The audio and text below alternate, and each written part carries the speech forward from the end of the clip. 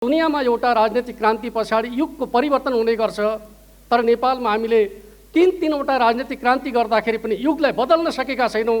किन भन्ने प्रश्नको उत्तर हामीले दिन सकेनौँ भने हामी क्रान्तिका नायक त हुन्छौँ, निर्माणका नायक हुन सक्दैनौँ। यो मुलुकमा जनताले निर्माण खोजेको छ, समृद्धि खोजेको छ, क्रान्ति मात्रै होइन।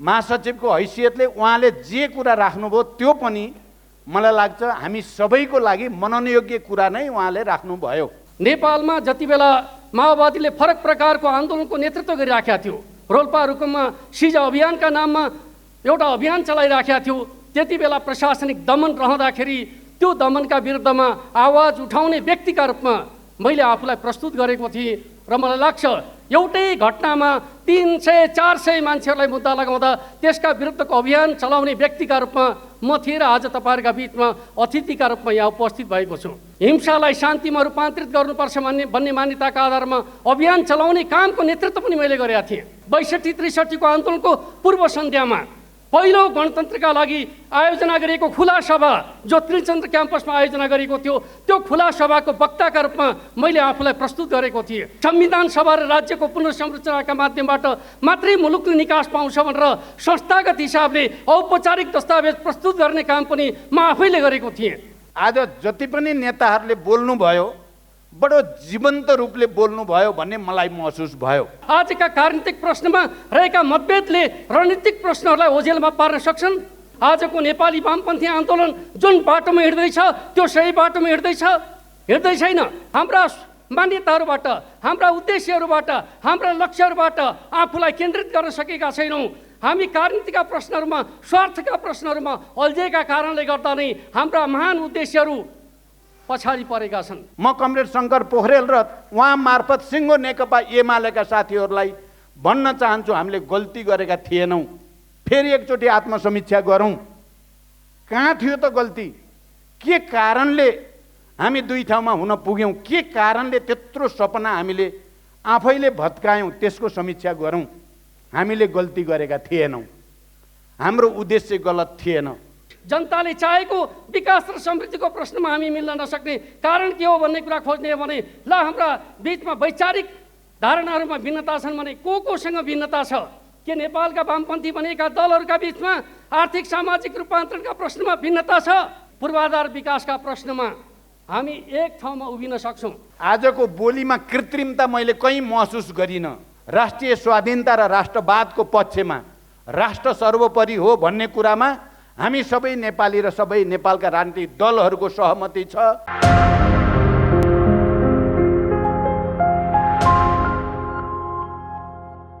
प्राप्त गरेको छु।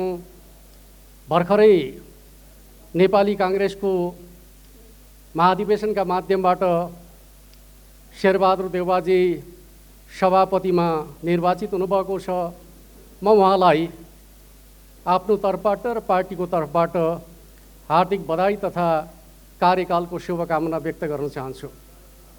त्यसै गरी यो नेकपा माओवादी केन्द्रको 8औं राष्ट्रिय महाधिवेशन स्वाभाविक रूपमा अस्तिसम्म हामीले सम्मेलनका रूपमा यो आयोजना हुँदैछ, राजनैतिक दलहरूलाई आमन्त्रण गर्ने योजना छैन भन्ने कुरा सुनेका थियौँ। त्यस अर्थमा हाम्रो पार्टीका अध्यक्ष कमरेड केपी शर्मा ओली नियमित कार्यक्रम अन्तर्गत उपत्यका बाहिर रहेका कारणले उहाँ यो महत्त्वपूर्ण कार्यक्रममा आउन चाहँदै पनि आउन सक्नु भएन।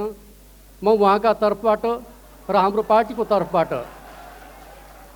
यो अधिवेशनको पूर्ण सफलताको कामना गर्न चाहन्छु र कमरेड प्रचण्ड फेरि माओवादी केन्द्रको अध्यक्षका रूपमा निर्वाचित हुने जुन सुनेको छु, उहाँको सफलताका लागि शुभकामना व्यक्त गर्न चाहन्छु र उहाँले नयाँ म्यान्डेटका साथ नेपालको वामपन्थी आन्दोलनलाई अगाडि बढाउने कुराहरूमा अग्रसरता लिनुहुनेछ भन्ने कुराको विश्वास र अपेक्षाका साथ शुभकामना व्यक्त गर्न चाहन्छु। वास्तवमा हामी नेपालका राजनैतिक पार्टीहरू प्राय सबै पार्टीका नेताहरू यहाँ उपस्थित छौँ। मलाई एउटा कुराको हरदम सम्झना हुने गर्छ। 62-63 को आन्दोलनका समयमा नेपाली काङ्ग्रेसका तात्कालिक सभापति गिरिजाप्रसाद कोइरालाले एउटा कुरा भन्ने गर्नुहुन्थ्यो, नेपालमा एउटै पुस्ताले 3वटा क्रान्तिको नेतृत्व गर्दैछ। बडा गर्वका साथ त्यो कुराको चर्चा गर्ने गर्नुहुन्थ्यो। तर म आफैलाई फर्केर हेर्दाखेरि बडा पश्चाताप अनुभूत हुने गर्थ्यो। के अर्थमा भन्दाखेरि हामी क्रान्तिका हिसाबले त गर्व गर्छौँ, तर दुनियाँमा एउटा राजनीतिक क्रान्ति पछाडि युगको परिवर्तन हुने गर्छ। तर नेपालमा हामीले तीनवटा राजनीतिक क्रान्ति गर्दाखेरि पनि युगलाई बदल्न सकेका छैनौँ। किन भन्ने प्रश्नको उत्तर हामीले दिन सकेनौँ भने हामी क्रान्तिका नायक त हुन्छौँ, निर्माणका नायक हुन सक्दैनौँ। यो मुलुकमा जनताले निर्माण खोजेको छ, समृद्धि खोजेको छ, क्रान्ति मात्रै होइन परिवर्तन खोजेको छ भन्ने कुराको यथार्थतालाई नेपालका राजनीतिक दलहरूले आत्मसात गर्न सक्नुपर्छ भन्ने कुरा म ठान्छु। त्यस आधारमा हामीले आफूलाई समीक्षा गर्नु जरुरी छ। हामी अधिकारका प्रश्नमा 7 सालदेखि लगातार अधिकारका प्रश्नमा केन्द्रित रह्यौँ।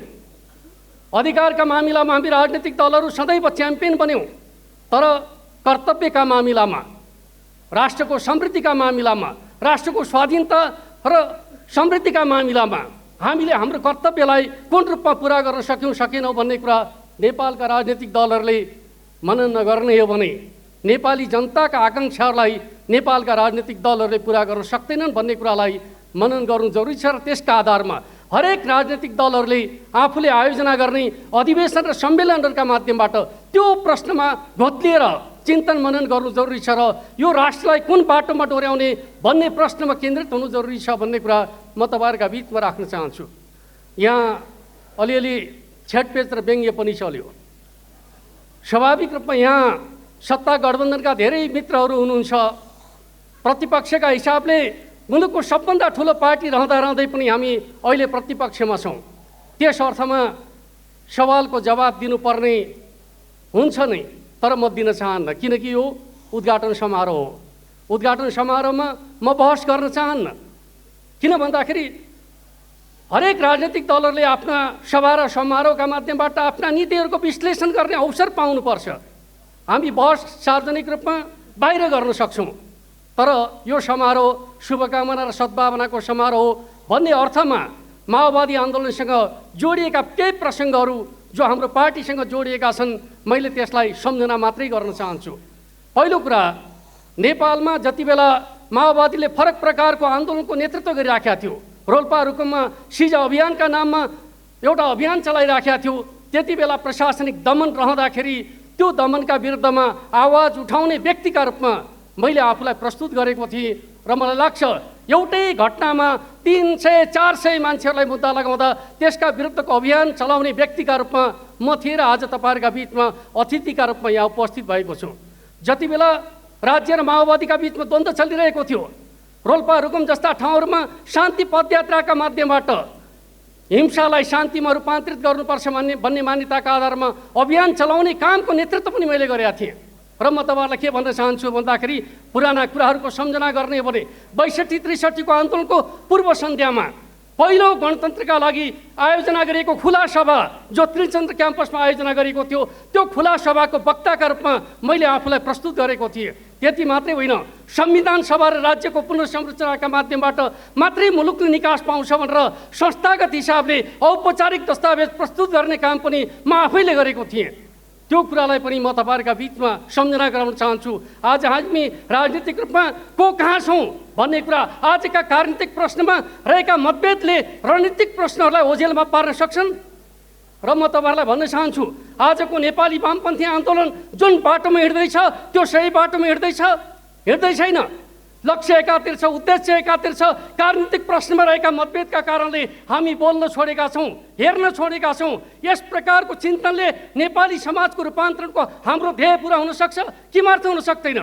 नयाँ सोचका साथ, नयाँ सङ्कल्पका साथ नेपालको कम्युनिस्ट आन्दोलनलाई कसरी अगाडि बढाउने भन्ने प्रश्न अगाडि नबढाइकन नेताहरूका बिचका अन्तर्कलहमा आधारित भएर नीति बनाउने, त्यही नीतिका पक्षमा बहकिएर पार्टीका मान्यताहरू बनाउने खालका सोचहरूबाट आन्दोलन अगाडि बढ्छ भने त्यसले राष्ट्र र जनताको हित गर्न सक्दैन भन्ने प्रश्नलाई सबैले मनन गर्नु जरुरी छ भन्ने कुरा म राख्न चाहन्छु।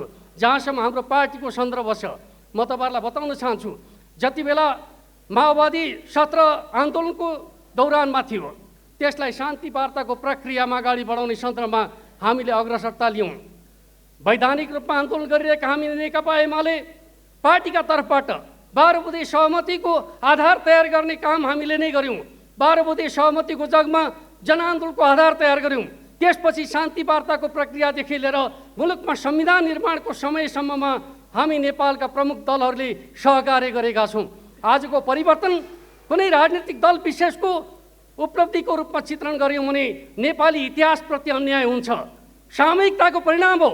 हामी एक अर्काप्रति आफ्नो बढाइको गर्व गर्छौँ, तर हामीले सामूहिकताका आधारमा नेपालमा परिवर्तन ल्याएका हौँ भन्ने कुरालाई जबसम्म आत्मसात गर्न सक्दैनौँ, परिवर्तनका च्याम्पियन त बन्छौँ तर परिवर्तनलाई संस्थागत गर्न सक्दैनौँ। परिणामस्वरूप 7 साल 17 सालका रूपमा, 46 साल 58 सालका रूपमा, प्रतिगमनका रूपमा पुनरावृत्ति भएको घटनाबाट हामीले शिक्षा लिनु जरुरी छ भन्ने कुरा म तपाईँहरूका बिचमा राख्न चाहन्छु।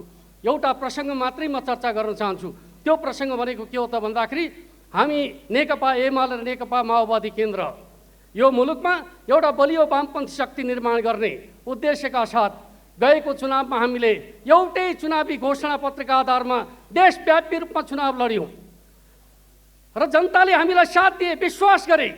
त्यसपछि हामीले त्यो विश्वासको जगमा जनताको भावनालाई सम्मान गर्दै एउटै पार्टी निर्माण गर्ने अभियानको नेतृत्व गऱ्यौँ, नेकपा गठन गऱ्यौँ। तर हामीले त्यो एकतालाई, त्यो नेकपालाई रक्षा गर्न सकेनौँ।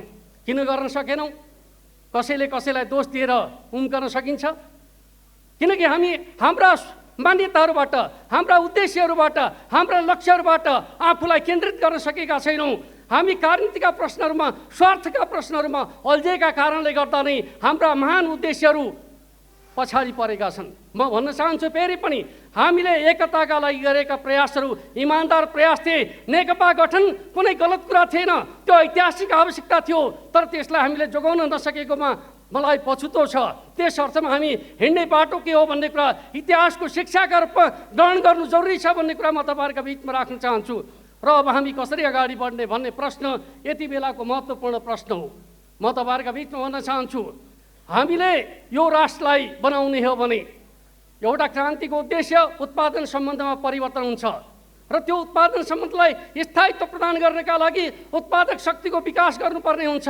तर हामीले त्यो काम गर्न सकेका छैनौँ। त्यस अर्थमा हामीले उत्पादक शक्तिको विकास गर्ने कुरा यति बेलाको आर्थिक सामाजिक रूपान्तरण र विकासको महत्त्वपूर्ण कार्यभार हो भन्ने प्रश्नलाई बुझ्नु जरुरी छ भन्ने कुरा म तपाईँहरूका बिचमा राख्न चाहन्छु। त्यसका लागि पहिलो शर्त भनेको नेपालका राजनीतिक दलहरू राष्ट्रियताका मामिलामा, राष्ट्रिय स्वाधीनताका मामिलामा, राष्ट्रिय स्वाभिमानका मामिलामा, परराष्ट्र नीतिका मामिलामा एक ठाउँमा उभिनु जरुरी छ र हाम्रो परराष्ट्र नीतिको आधार हाम्रो राष्ट्रिय स्वार्थ बन्नु जरुरी छ। म सम्माननीय प्रधानमन्त्रीलाई पनि अनुरोध गर्न चाहन्छु, नेपालका राजनीतिक दलहरूलाई पनि अनुरोध गर्न चाहन्छु, राष्ट्रियताका प्रश्नमा नेपालका राजनीतिक दलहरू विभाजित हुनुपर्ने कुनै कारण छैन। हामी जति विभाजित हुन्छौँ हामी माथि खेल्नेहरू खेल्न थाल्छन्। भर्खर एउटा किताब प्रकाशित भएको छ। त्यो किताबमा के भनिएको छ भन्दाखेरि नेपालमा नियन्त्रित अस्थिरता सिर्जना गर्ने नीति अवलम्बन गरिएको थियो भनेर एकजना कुटनीतिज्ञले लेख्नु भएको छ। आज कतै हामी त्यसकै शिकार त भइराखेका छैनौँ। नियन्त्रित अस्थिरताको शिकार नेपालका राजनीतिक दलहरू त भइराखेका छैनौँ। त्यो चिजबाट पाठ सिकेर राष्ट्रलाई कसरी बलियो बनाउने भन्ने प्रश्नमा नेपालका राजनीतिक दलहरू राष्ट्रियताका प्रश्नमा, स्वाधीनताका प्रश्नमा एक हुनु जरुरी छ भन्ने कुरा म तपाईँहरूका बिचमा राख्न चाहन्छु। अर्को प्रश्न, समाजलाई बदल्ने हो भने आर्थिक सामाजिक मुद्दाहरूमा हामी केन्द्रित हुनु जरुरी छ। अधिकारका प्रश्नमा हामी मिल्छौँ, तर जब समृद्धिको प्रश्न आउँछ, विकासको प्रश्न आउँछ, हामी मिल्न सक्दैनौँ। किन? यो प्रश्नको उत्तर नेपालका राजनीतिक दलहरूले खोज्न सक्नुपर्छ। अधिकारका प्रश्नमा मिल्न सक्ने, जनताले चाहेको विकास र समृद्धिको प्रश्नमा हामी मिल्न नसक्ने कारण के हो भन्ने कुरा खोज्ने हो भने ल हाम्रा बिचमा वैचारिक धारणाहरूमा भिन्नता छन् भने कोसँग भिन्नता छ? के नेपालका वामपन्थी भनेका दलहरूका बिचमा आर्थिक सामाजिक रूपान्तरणका प्रश्नमा भिन्नता छ? नेकपा एमाले चाहेको समाज र माओवादी केन्द्रले चाहेको समाज फरक हो? होइन भने हामी हिँड्ने गन्तव्य त एउटै होला नि त। तर हामी किन अलग अलग ठाउँमा छौँ? हो, नेपाली काङ्ग्रेस उदार प्रजातन्त्रको बाटोमा, उदार पुँजीवादको बाटोमा हिँड्नुपर्छ भन्ने मान्यताका पक्षमा छ। यद्यपि बिपी कोइरालाले प्रजातान्त्रिक समाजवादको कुरा गर्दै आउनुभएको छ। त्यस अर्थमा म के ठान्छु भन्दाखेरि पूर्वाधार विकासका प्रश्नमा हामी एक ठाउँमा उभिन सक्छौँ। कस्तो पूर्वाधार निर्माण गर्ने? कङ्ग्रेसको बाटोका लागि पनि पूर्वाधारमा विवाद गर्नु जरुरी छैन। कम्युनिस्टहरूका लागि पनि बलियो पूर्वाधारले कम्युनिजम ल्याउनका लागि अवरोध खडा गर्दैन। सबैका लागि पूर्वाधार विकासको प्रश्न साझा प्रश्न बन्न सक्छ। हामी पूर्वाधार विकासका प्रश्नमा किन विमति राख्ने? नेपालमा ठुला ठुला पूर्वाधारको निर्माण गरौँ, त्यही पूर्वाधारभित्र पुँजीवादको पनि विकास हुन सक्छ, त्यही पूर्वाधारभित्र समाजवादको विकास हुन सक्छ। यो मान्यता नेपालका राजनीतिक दलहरूले बनाउनु जरुरी छ भन्ने कुरा म तपाईँहरूका बिचमा राख्न चाहन्छु। यसरी हामी अगाडि बढ्यौँ भने निश्चित रूपमा देश बनाउन सकिन्छ। पार्टी बलियो बनाउने कुराको कुनै अर्थ हुँदैन। मुख्य उद्देश्य भनेको बलियो पार्टीले समाजलाई बदल्न सक्छ कि सक्दैन भन्ने कुरा हो। समाजलाई बदल्न सक्छौँ हामी हुनुको अर्थ छ, समाजलाई बदल्न सक्छौँ गठबन्धन गर्नुको अर्थ छ। यदि समाजलाई लाभ हुने काम गर्न सक्नुहुन्न भने 5 दल 6 दल मिलेको कुनै अर्थ हुनेवाला छैन। मिल्नुको अर्थ भनेको समाजलाई बदल्ने कुरा हो भन्ने कुरालाई हामीले बुझ्नु जरुरी छ। हो, राष्ट्रिय राजनीतिमा कहिले यस्तो बिन्दुमा हामी पुग्दा रहेछौँ कि हामीले एउटै म्यान्डेटका आधारमा जनादेश प्राप्त गऱ्यौँ, तर त्यो जनादेशको रक्षा गर्न सकेनौँ। हामी विभाजित भयौँ, अलग अलग बाटोमा हिँड्ने स्थिति उत्पन्न भयो र जनताबाट हामीले जे म्यान्डेट प्राप्त गरेका थियौँ त्यो म्यान्डेट खण्डित भएपछि हामीले भन्न सक्नु पर्थ्यो हामीले तपाईँसँग मागेको म्यान्डेट पुरा गर्न सकेनौँ, हामी तपाईँहरूका बिचमा आएका छौँ भन्न सक्नु पर्थ्यो। नेकपा एमाले भनेको त त्यही हो, जनताको जनादेश खण्डित भएको छ, हामी फेरि जनतामा जान चाहन्छौँ भन्ने कुरा गरेको हो। त्यसलाई प्रतिगमनको लेपन लगाइएको छ। जनतामा जाने कुरा प्रतिगमन होइन, जनतामा जाने कुरा जनतालाई सम्प्रभु बनाउने कुरा हो। म अन्त्यमा भन्न चाहन्छु, राजनीतिक दलहरूले दुईटा काम कहिले छोड्नु हुँदैन। एउटा पार्टी निर्माणमा कार्यकर्ताको सम्प्रभुता, राष्ट्र निर्माणमा जनताको सम्प्रभुता स्थापित गर्ने कुरा। नेकपा एमाले त्यो कुरामा विश्वास गर्छ। नेकपा माओवादी केन्द्रको यो अधिवेशन त्यो दिशातर्फ सार्थक निर्णय गर्न सफल होस्। म यही शुभकामनाका साथ आफ्नो भनाइलाई अन्त्य गर्न चाहन्छु। धन्यवाद उद्घोषक कमरेडलाई। हाम्रो पार्टीको यो 8औं राष्ट्रिय महाधिवेशन उद्घाटन सत्र केन्द्रीय समितिको औपचारिक बैठकबाट यसलाई 8औं राष्ट्रिय महाधिवेशनको रूपमा अगाडि बढाउने निर्णय गरिएको थियो। हामीले महाधिवेशन गर्ने निर्णय त गऱ्यौँ, यो बारे मैले अहिले व्याख्या गर्नु परेन। तर महाधिवेशन हुनको लागि कम्तीमा पनि देशका सबै प्रमुख राजनीतिक दलका नेताहरूको उपस्थिति र उहाँहरूको कम्तीमा शुभकामना आवश्यक हुन्छ। यति छोटो समयको सूचनाबाट सबै पार्टीका नेताहरू उपस्थित गराउन सकिएला त? कम्तीमा पनि राष्ट्रिय महाधिवेशन भनिसकेपछि देशका सबै पार्टीहरूले एकै ठाउँमा जम्मा हुने, शुभकामना दिने र आफ्ना मन्तव्य मार्फत आफ्ना विचार र भावना पनि व्यक्त गर्ने त्यो थलोको रूपमा उद्घाटन सत्र हुने गरेको छ। हाम्रो अहिले जति पनि महाधिवेशनहरू भए ती सबै पार्टीका महाधिवेशनहरू करिब करिब त्यही रूपमा सम्पन्न भएका छन् र पछिल्लो नेपाली कङ्ग्रेसको महाधिवेशनमा पनि त्यही रूपमा त्यसको प्रस्तुत भयो र एकजना भारतीय नेताले त महाधिवेशनमा बोल्दै गर्दा बडो सुखद आश्चर्य उहाँले व्यक्त गर्नुभयो। यस्तो त मैले संसारमै देखेको थिइनँ, यो त नेपालमै देखियो। सबै पार्टीहरू के सत्ता पक्ष के प्रमुख प्रतिपक्ष सबै पार्टीहरू के यो विचारको के त्यो विचारको के यो दर्शनको सबै एकै ठाउँमा छन्। एउटा आश्चर्य। दोस्रो आश्चर्य, यति धेरै प्रधानमन्त्री भन्नुभएको थियो उहाँले, त्यति बेला हामी प्रधानमन्त्रीको पनि त्यहाँ ठुलै लाइन थियो, यति प्रधानमन्त्री एउटै मञ्चमा भन्ने थियो। त्यसकारण मैले यति छोटो अवधिमा सबै पार्टीका नेताहरूको समय मिल्ला नमिल्ला भन्ने एउटा चिन्ता हामीलाई थियो। तर छोटै समयको सूचनामा पनि सम्माननीय प्रधानमन्त्रीजीदेखि सबै पार्टीका नेताहरू, यद्यपि कोही प्रमुख नेता बाहिर भएको हुनाले उपस्थित हुन नसकेको कुरा पनि यहाँ जानकारी भइसकेको छ, सबैको उपस्थिति भयो र यति लामो समयसम्म हामी झन्डै 3-3:30 बजेदेखि अब 7 बज्न लाग्यो, यत्रो समयसम्म सबै नेता साथीहरू धैर्यतापूर्वक बस्नु भएको छ। म उहाँहरू सबैलाई केन्द्रीय समितिको तर्फबाट, हाम्रो पार्टीको तर्फबाट, यो महाधिवेशनको उद्घाटन सत्रको तर्फबाट पनि हार्दिक धन्यवाद भन्न चाहन्छु र तपाईहरुले दिएको ऊर्जालाई हाम्रो पार्टीले तपाईँहरूले दिएका अभिव्यक्तिलाई हाम्रो पार्टी र यो महाधिवेशनले गम्भीरतापूर्वक लिनेछ भन्ने विश्वास पनि म तपाईँहरूलाई दिलाउन चाहन्छु। दोस्रो कुरा मेरो कहाँ ध्यान आकर्षित भएको छ भने, हुन त माओवादी पार्टीको महाधिवेशन भएर हो कि आज जति पनि नेताहरूले बोल्नुभयो बडो जीवन्त रूपले बोल्नुभयो भन्ने मलाई महसुस भयो। आजको बोलीमा कृत्रिमता मैले कहीँ महसुस गरिनँ। भित्र मनकै कुरा, आफ्नो पार्टीकै कुरा, आफ्ना भावनाका कुराहरूलाई बडो चाहिँ इमान्दारिता साथ नै यहाँ प्रस्तुत भएको महसुस गरेँ र मैले ती सबै प्रस्तुतिहरूलाई एउटा ठुलो डिबेट भयो यो महाधिवेशनमा भन्ने ठाने। बडो यो हामी माओवादीको निम्ति खुसीको कुरा हो, गर्वको कुरा पनि हो।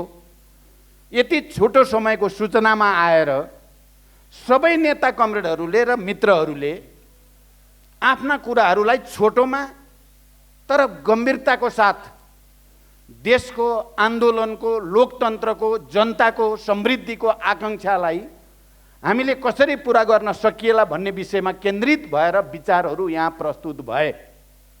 तपाईहरूले यो हाउसले मलाई लाग्छ सबै नेताहरूले बोल्दा तपाईँहरूले ताली लगाउनु भयो। म बडो गम्भीरतापूर्वक तपाईँहरूलाई पनि हेरिरहेको थिएँ।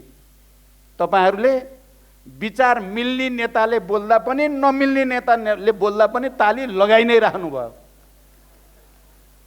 किन ताली लगाउनु भयो भन्दा यो एउटा ग्रेट डिबेट ठान्नुभयो तपाईँहरूले। महाधिवेशनको एउटा ठुलो भाग सफल भइसक्यो र यो महाधिवेशनको ग्रेट डिबेटको सुरुवात गराउने, महान बहसको सुरुवात गराउने देशका सबै नेताहरूले जो भूमिका खेल्नुभयो, यसको निम्ति पनि म पार्टीको तर्फबाट र यो महाधिवेशन हाउसको तर्फबाट तपाईँहरूले पटक पटक लगाएको तालीको प्रतिनिधित्व गर्दै म सबै नेताहरूलाई फेरि हार्दिक बधाई र धन्यवाद भन्न चाहन्छु।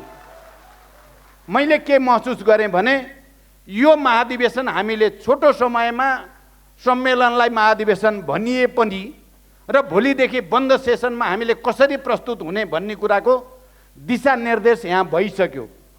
यहाँ एकजना नेताले भन्नुभयो यो महाधिवेशन माओवादी केन्द्रको मात्रै महाधिवेशन हुने छैन।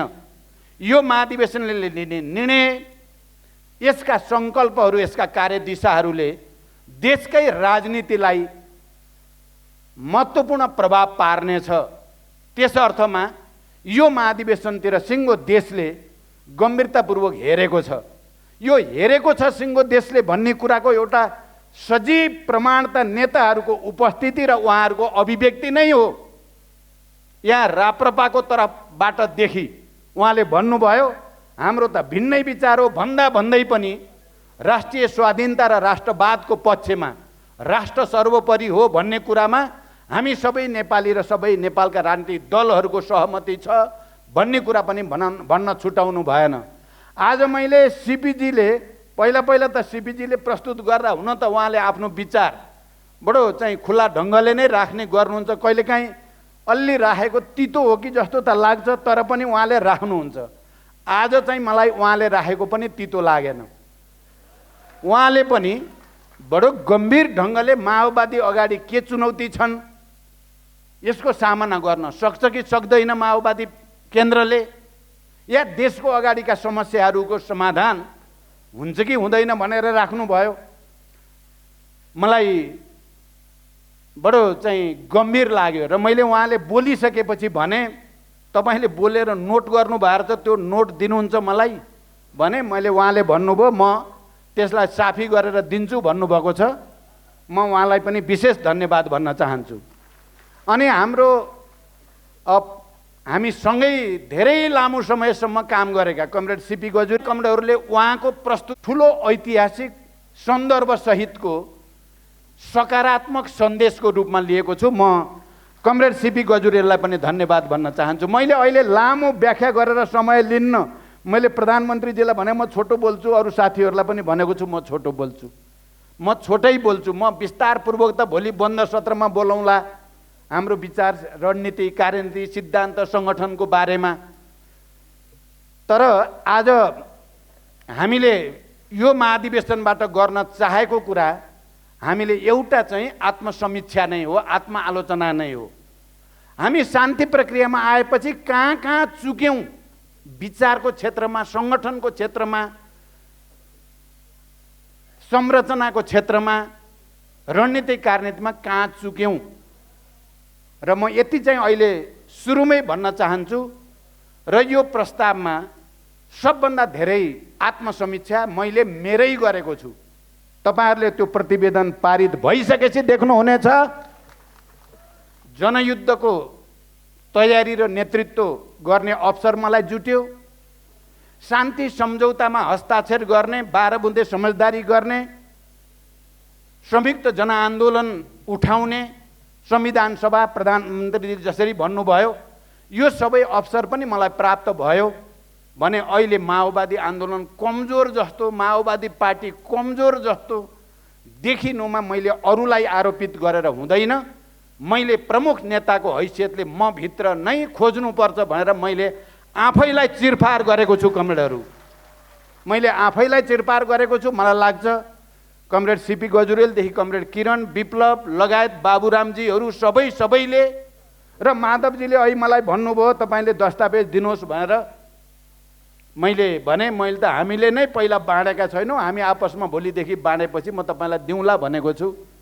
मलाई लाग्छ यसले हामी सबैलाई, खालि माओवादीलाई मात्रै होइन, नेपालमा साँचो अर्थमा कम्युनिस्ट आन्दोलनलाई बलियो बनाउन चाहने, समाजवादी अभियानलाई साँचो अर्थमा अगाडि बढाउन चाहनेहरू सबैलाई एउटा उत्प्रेरणा दियोस् भन्ने उद्देश्यको साथ यो महाधिवेशनमा हामी प्रस्तुत हुँदैछौँ। म सबै नेतागण र सम्पूर्ण प्रतिनिधि साथीहरूलाई सुरुमै यो जानकारी गराउन चाहन्छु र तपाईहरू सबै पनि गम्भीर आत्मसमीक्षा सहित नयाँ ढङ्गले जनतामा प्रस्तुत हुने र जनता र राष्ट्रको बृहत्तर हितको निम्ति आफूलाई समर्पित गर्ने हिसाबले यो महाधिवेशनमा प्रस्तुत हुनुहुनेछ। र अहिले जसरी यो उद्घाटन सत्रमा विभिन्न विचार कोणहरूबाट देश र जनताको निम्ति कुराहरू राखिएको छ, त्यसलाई चिन्तन मनन गर्नुहुनेछ, म यो पनि भन्न चाहन्छु। अनि त्यसको साथै आजको एउटा महत्त्वपूर्ण मैले महसुस गरेँ। हुन त बिहान मेरो कमरेड केपी ओलीसँग पनि कुरा भएको थियो फोनमा। उहाँ झापामा हुनुहुँदो रहेछ, उहाँले भनेको त्यही थियो जे अहिले कमरेड शङ्कर पोखरेलले भन्नुभयो महासचिवको हैसियतमा। म त्यहाँ काठमाडौँमा भए म आइहाल्थेँ, पूर्व निर्धारित कार्यक्रम छ, तपाईँहरूले सम्मेलनमा कोही अरू नेता नबोलाउने भएको हुनाले मैले यता कार्यक्रम बनाएँ भन्नुभयो। सक्नुहुन्छ भने आउनुहोस्, 12-1 बजे 2 बजेसम्म आए पनि हुन्छ भनेको थिएँ मैले। तर उहाँले भन्नुभयो म महासचिव पठाउँछु भन्नुभयो। साँच्चै महासचिव आउनुभयो। महासचिवको हैसियतले उहाँले जे कुरा राख्नुभयो त्यो पनि मलाई लाग्छ हामी सबैको लागि मननयोग्य कुरा नै उहाँले राख्नुभयो। र सबभन्दा मलाई मन परेको कुरो भित्र के हो भने हामीले पार्टी एकता गरेर गल्ती गरेका थिएनौँ। म कमरेड शङ्कर पोखरेल र उहाँ मार्फत सिङ्गो नेकपा एमालेका साथीहरूलाई भन्न चाहन्छु हामीले गल्ती गरेका थिएनौँ। फेरि एकचोटि आत्मसमीक्षा गरौँ, कहाँ थियो त गल्ती, के कारणले हामी दुई ठाउँमा हुन पुग्यौँ, के कारणले त्यत्रो सपना हामीले आफैले भत्कायौँ, त्यसको समीक्षा गरौँ। हामीले गल्ती गरेका थिएनौँ, हाम्रो उद्देश्य गलत थिएन। हामीले यो देशलाई स्थायित्व र समाजवादतिर लैजाने सपना पुरा गर्ने उद्देश्य राखेका थियौँ। उहाँले जुन स्पिरिटमा राख्नु भएको छ हाम्रो लागि पनि त्यो चिन्तन मनन गर्न लायक छ। म अहिले अघि यहाँ कुरा भइसक्यो, यो उद्घाटन सत्र हो, यहाँ वाद विवाद र बहस भन्दा पनि आफ्ना विचार सकारात्मक ढङ्गले प्रस्तुत गर्ने र यो अधिवेशनलाई एउटा पार्टीको मात्रै राष्ट्रिय अधिवेशन होइन, यो देशकै राष्ट्रिय अधिवेशन बन्न सकोस् भन्ने जो शुभकामना आएको छ, म सबैलाई धन्यवाद भन्न चाहन्छु। साँच्चै हामी यो माओवादीको मात्रै होइन, यो देशलाई नै एउटा नयाँ दिशा, एउटा नयाँ उत्साह, एउटा नयाँ प्रतिबद्धता, कमिटमेन्ट दिने अधिवेशन बन्न सकोस् भनेर हामी चाहेका छौँ। यसमा तपाईँहरू सबैले राख्नुभएका कुराहरू हाम्रो लागि प्रेरणा बनेका छन्। मैले त्यसलाई त्यही रूपमा ग्रहण गरेको छु र मलाई लाग्छ यो हाउसले पनि त्यसरी नै ग्रहण गरेको छ। अनि हाम्रो कमरेड भनौँ, हिजोको हामी कमरेड, अब आज त उहाँ जसपाको अध्यक्ष हुनुहुन्छ उपेन्द्र यादव, उहाँले यहाँ राखि नै हाल्नुभयो। हामी हिजो एउटै उद्देश्यका निम्ति एकै ढङ्गले युद्धमा लागेका मानिसहरू हौँ।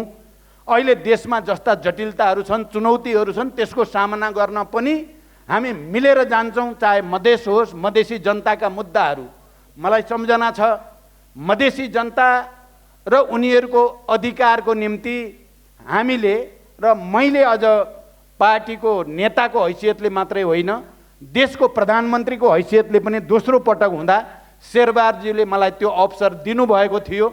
त्यति बेला मैले संविधान संशोधन गरेर भए पनि मधेसी जनताको, आदिवासी जनजातिको, दलित महिलाहरूको, मुस्लिमको सबैको पनि केही हक अधिकार थप्नुपर्छ भनेर संशोधन प्रस्ताव दुई पटक मैले सदनमा दर्ता गराएको थिएँ। त्यो कुरा पनि म आज स्मरण गर्न चाहन्छु र आउने दिनमा पनि हामी मधेसका या सबै उत्पीडित वर्ग समुदायका सङ्घीय लोकतान्त्रिक गणतन्त्रको मर्म र भावना अनुसार तिनलाई सम्बोधन गर्ने, तिनलाई अगाडि बढाउने हामीले प्रयास यस अधिवेशनबाट अगाडि बढाउनेछौँ।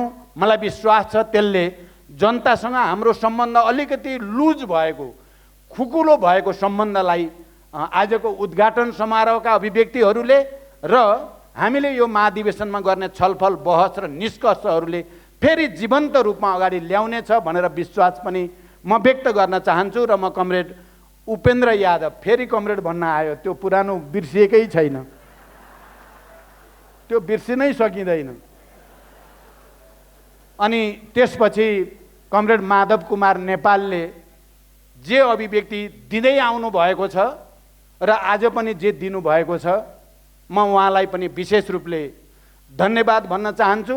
हामीले पछिल्लो चरणमा पार्टीमा विचारको निम्ति, सुशासनको निम्ति, जनताको समृद्धिको आकाङ्क्षा पुरा गर्नको निम्ति, दिन दुखी गरिबहरूलाई कसरी राहत दिन सकिएला भन्ने विषयमा हामीले बडो नजिक भएर काम गऱ्यौँ। हामी सफलै थियौँ भन्ने लाग्छ मलाई। हामी देशव्यापी अभियानमा पनि हिँड्यौँ र मलाई विश्वास छ आउने दिनमा हामी यो गठबन्धन मात्रै होइन, त्योभन्दा अगाडि बढेर कमरेड शङ्कर पोखरेलले पनि जे राख्नु भएको छ उहाँहरूले एमाले भित्र पनि समीक्षा गर्नुहुनेछ। त्यही लाइनमा र एउटा नयाँ वातावरण बन्नेछ भनेर विश्वाससहित म कमरेड माधव कुमार नेपाललाई पनि हार्दिक धन्यवाद भन्न चाहन्छु। र अन्तिममा वक्ताको, अब हाम्रो पार्टीकै साथीहरूले बोलेको कुरामा त कमरेड नारायण काजी श्रेष्ठ, कमरेड मातृका यादवले त हाम्रो पार्टीकै लाइन बोल्नुभयो, त्यसको बारेमा मैले धन्यवाद भनिराख्न पनि परेन। उहाँहरूले बोल्नु पर्थ्यो त्यही बोल्नुभयो। अब बडो संक्षिप्त बोल्ने हाम्रो प्रधानमन्त्रीजी आज बडो सुन्दर बोल्नु भएको लाग्यो। त्यो कस्तो मिठो बोल्न सके जस्तो लाग्यो र उहाँ कस्तो मान्छे बडो सोझो जस्तो पनि, इनोसेन्ट हो कि जस्तो पनि, सजिलै भनिदिनु भयो यो सबै प्रचण्डले नै भयो है, नत्र हुन्थेन भनिदिनु भयो उहाँले त। तर ठुलो स्टेटमेन्ट भन्नुभयो। म प्रधानमन्त्रीजीप्रति हार्दिक आभार व्यक्त गर्न चाहन्छु। तपाईँले इतिहासका खास खास मोडमा ठुल्ठुला स्टेटमेन्ट दिनुभएको छ। हामी शान्ति प्रक्रियामा आउने तयारी गर्दै थियौँ, उहाँले भनिदिनु भयो प्रचण्ड एउटा बहादुर नेता हो नेपालको, म युद्ध गरिरहेको छु। उहाँ प्रधानमन्त्री हुनुहुन्छ, प्रधानमन्त्रीले विद्रोहीलाई बहादुर नेता भनेर भनिदिनु भयो। बडो सहज ढङ्गले भन्नुभयो, तर त्यसको जबरजस्त प्रभाव देशमा पर्यो। हेर्दाखेरि सानो हो स्टेटमेन्ट, तर त्यसको असर एउटा प्रधानमन्त्री जस्तो हैसियतको व्यक्तित्वले विद्रोही नेतालाई बहादुर, सानो कुरा होइन। पछिल्लो पटक हामी प्रधानमन्त्री लेनदेन गऱ्यौँ, आलो पालो गऱ्यौँ हामी केही समय। मैले जति बेला जे गर्ने भनेर उहाँको र मेरो सहमति भएको थियो, मैले त्यति बेला त्यसरी नै मैले प्रधानमन्त्री छोडेर उहाँलाई प्रधानमन्त्री प्रस्तावित गरेँ। उहाँले संसदको मञ्चबाट सम्बोधन गर्नुभयो र भन्नुभयो, बडो सजिलै भन्नुभयो। प्रचण्ड चाहिँ राजनेता नै रहेछ, राजनेता भेटियो भन्नुभयो उहाँले। सजिलै भन्नुभयो, तर ठुलो स्टेटमेन्ट भन्नुभयो उहाँले। स्टेटमेन्ट त ठुलो हो नि, धेरै ठुलो स्टेटमेन्ट भन्नुभयो। आज बडो इमान्दारिता साथ आजको परिवर्तनको निम्ति, संविधान सभाको निम्ति, सङ्घीय लोकतान्त्रिक गणतन्त्रको निम्ति, शान्ति सम्झौताको निम्ति माओवादीको भूमिका, त्यसको नेतृत्वको हैसियतले प्रचण्डको भूमिकाबारे जे भन्नुभयो, मैले साँच्चै हृदयदेखि आभार व्यक्त गर्न चाहन्छु। मलाई अलिअलि डर लागेको छ, अलिअलि डर के लागेको छ भने कङ्ग्रेसभित्र उहाँले अलिकति आलोचना खेप्न पर्ने त होइन अहिले, तर मलाई लाग्छ उहाँ धेरै अनुभव हासिल गरिसक्नु भएको छ। त्यो सानातिना आलोचना र विरोधले उहाँको छाला धेरै दह्रो भइसकेको हुनाले उहाँले सजिलै भनिदिनु भयो, गठबन्धन चाहिँ कुनै हालतमा म त चाहन्छु परैसम्म लैजाने चुनाव पछि पनि भनिदिनु भयो। यहाँ सजिलै तपाईँ हामी सबैले सुन्न चाहेको कुरा त्यही थियो उहाँको मुखबाट, गठबन्धन जान्छ भनिदिनु भयो। त्यो पनि ठुलो स्टेटमेन्ट भन्नुभयो उहाँले। हामी सबैलाई चाहिएकै त्यही हो। अब अर्को कुरा त उहाँले आफ्नो विचार भन्नुभयो, त्यो स्वतन्त्रता उहाँलाई छ। एमसिसी बारे उहाँले आफ्नो कुरा भन्नुभयो, तर उहाँले हामी कहाँ हो चाहिँ यो राष्ट्रघाती भएको त्यो देखाइदिनु पर्यो मलाई। म राष्ट्रघात चाहन्छु त म पनि देशभक्त हो भन्ने कुरा त प्रमाणित छ भन्नुभयो। र हामी छलफल गर्दैछौँ, छलफल गरेर हामी समझदारी बनाउँछौँ भन्नुभयो। यो पनि ठुलो कुरा नै भन्नुभयो। मानिसहरूमा जो कन्फ्युजन थियो नि, कता कता अब सत्ता पक्ष र प्रतिपक्षको बिचमा सदनभित्र जे चलिराखेको छ त्यसमा विभिन्न खालका अभिव्यक्ति आएको सन्दर्भमा प्रधानमन्त्रीको यो अभिव्यक्ति पनि धेरै महत्त्वपूर्ण अभिव्यक्ति आयो भन्ने लाग्छ। र म अन्तिममा अलिकति मात्रै यो महाधिवेशनमा के हुँदैछ भन्ने कुराको चित्र, हुन त कमरेड जनार्दनले अलि पुरै पिक्चरै भनोस् जस्तो गर्नुभयो। अब अहिले पिक्चर भनेर हामी सबै भोक पनि लागिसक्यो, थकाइ पनि लागिसक्यो, यत्रा नेताहरूलाई शास्ति नै भइसके जस्तो लाग्छ, मलाई पो डर लाग्छ। अब दिनु छैन। हामीले अहिले के गर्न खोज्दैछौँ भन्ने कुराको टु द पोइन्ट भन्ने हो भने एउटा हामी अन्तर्राष्ट्रिय परिस्थितिको अलिक गम्भीर ढङ्गले अध्ययन र समीक्षा गर्दैछौँ। समाजवाद र पुँजीवादका बिचको यति बेलाको विश्व प्रवृत्तिहरूमा अर्थतन्त्रको कहाँ पुगेको छ, उत्पादक शक्तिको विकास भन्ने बारेमा, मानिसहरूको बिचको उत्पादन सम्बन्धको स्थिति के छ भन्ने बारेमा अलि मेहनत गरिएको छ र त्यसलाई नयाँ सिराबाट निष्कर्ष दिने कोसिस गरिएको छ। एक, दुई, नेपालको ऐतिहासिक पृष्ठभूमि सहित हामी कहाँ आइपुगेका छौँ, नेपाल हाम्रो अगाडि के चुनौती छन् र त्यसको सामना कसरी गर्ने भन्ने कुरालाई अलि सविस्तार व्याख्या विश्लेषण गर्दै एउटा निष्कर्ष दिन खोजिएको छ। दुई, तीन, अहिले विज्ञान प्रविधिको साह्रै धेरै विकास भएको छ। खास गरी 1980 देखि यतापट्टि सूचना प्रविधिमा भएको क्रान्ति र यो ग्लोबलाइजेसन भन्ने कुरा र डिजिटलाइजेसन, डिजिटलको युगसम्म आउँदा विज्ञानले साँच्चै एउटा चमत्कारिक विकास गरेको छ। त्यो विज्ञान प्रविधिको विकासको विश्व अर्थतन्त्रमा कस्तो प्रभाव छ, विश्व राजनीतिमा कस्तो प्रभाव छ, मानिसहरूको आपसी सम्बन्धमा कस्तो प्रभाव छ भन्ने कुराको समीक्षा गरिएको छ। र यसले यो विज्ञान प्रविधिले समाजवादलाई अस्वीकार गरेको छ कि समाजवाद चाहिँ नहुने भनेको छ त।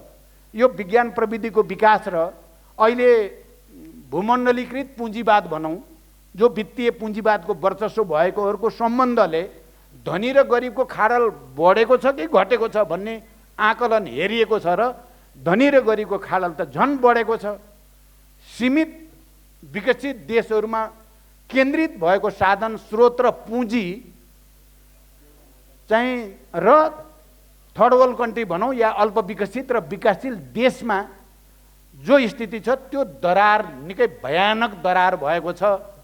त्यसकारण समाजवाद झन् बढी आवश्यक भएको छ भन्ने निष्कर्ष दिन खोजिएको छ। तेस्रो कुरा।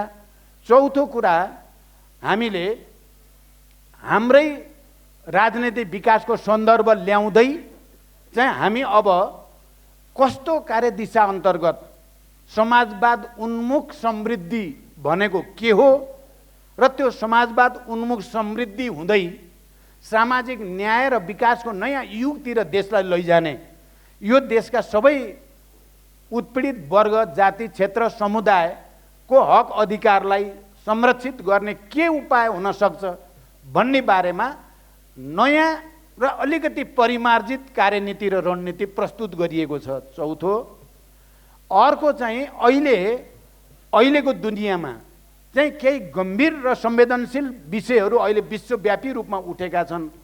एउटा त यो पर्यावरण विनाशको समस्या, पृथ्वीको तापक्रममा भइरहेको वृद्धि, जलवायु परिवर्तन, समुद्रको सतह बढ्ने, हिउँ परत पग्लेर समुद्रको सतह बढेर समुद्र वरिपरि भएका देशहरूको अस्तित्व खतरामा पर्ने, यत्रो विकास भयो विज्ञान प्रविधिको भनिएको छ।